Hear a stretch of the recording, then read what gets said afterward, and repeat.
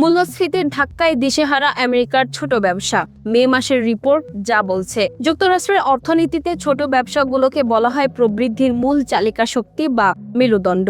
কিন্তু সাম্প্রতিক সময়ে এই খাতটি এক বড়সড় ধাক্কার মুখোমুখি হয়েছে। National federation of independent business এর সাম্প্রতিক জরিপ অনুযায়ী মে মাসে আমেরিকার ছোট ব্যবসায়ীদের আত্মবিশ্বাস বা ব্যবসায়িক মনোভাব উল্লেখযোগ্যভাবে কমে গেছে। এর পেছনে প্রধান কারণ হিসেবে কাজ করছে লাগামহীন মূল্যস্ফীতি এবং ভূ রাজনৈতিক অস্থিরতার কারণে তৈরি হওয়া গভীর অনিশ্চয়তা। মে মাসে NFIB small business optimism index বা ছোট ব্যবসার ভবিষ্যৎ সংক্রান্ত সূচকটি 0.6 পয়েন্ট কমে 95.3-এ নেমে এসেছে। এটি গত 2024 সালের অক্টোবরের পর সর্বনিম্ন অবস্থান।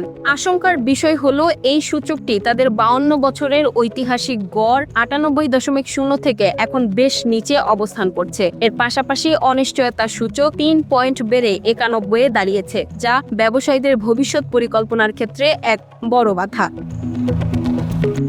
ব্যবসায়ীদের এই দুশ্চিন্তার প্রধান উৎস হল ক্রমবর্ধমান খরচ, বিশেষ করে ইরান যুদ্ধ এবং এর ফলে বিশ্ববাজারে জ্বালানি তেল ও অন্যান্য পণ্যের সরবরাহ ব্যাহত হওয়াকে বড় কারণ হিসেবে দেখছেন তারা। NFIB এর প্রধান অর্থনীতিবিদ বিল জাঙ্কেলবার্গ জানিয়েছেন, বড় বড় কর্পোরেট প্রতিষ্ঠানগুলো যেভাবে বাড়তি খরচের বোঝা সহজেই ক্রেতাদের উপর চাপিয়ে দিতে পারে, ছোট ব্যবসাগুলো তা পারে না। ফলে জ্বালানি তেল বা কাঁচামালের দাম বাড়লে ছোট ব্যবসায়ীদের মুনাফায় সরাসরি নামে। মে মাসের রিপোর্টে দেখা গেছে আগামী 3 মাসে মূল্য বৃদ্ধির পরিকল্পনা করা ব্যবসায়ীর সংখ্যা 1 লাফে 7% বেড়ে 34% পৌঁছেছে, যা বিগত 4 বছরের মধ্যে সর্বোচ্চ।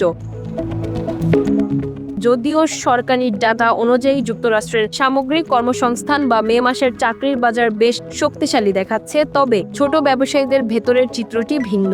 মে মাসে ছোট ব্যবসায়ীদের কর্মসংস্থান সূচক টানা তৃতীয় মাসের মতো হ্রাস পেয়েছে। আগামী 3 মাসে নতুন কর্মী নিয়োগের পরিকল্পনা করছেন এমন ব্যবসায়ী মাত্র 9% নেমে এসেছে, যা 2020 সালের মে মাসের পর সর্বনিম্ন। কর্মী সংকটের পাশাপাশি যোগ্য প্রার্থী না পাওয়া এবং ইন্টারভিউ দিয়েও কাজে যোগ না দেওয়ার মতো অদ্ভুত আচরণে ভুগছেন ওহাইও বা মিশিগানের পাইকারি ও কৃষি খাতের উদ্যোক্তারা।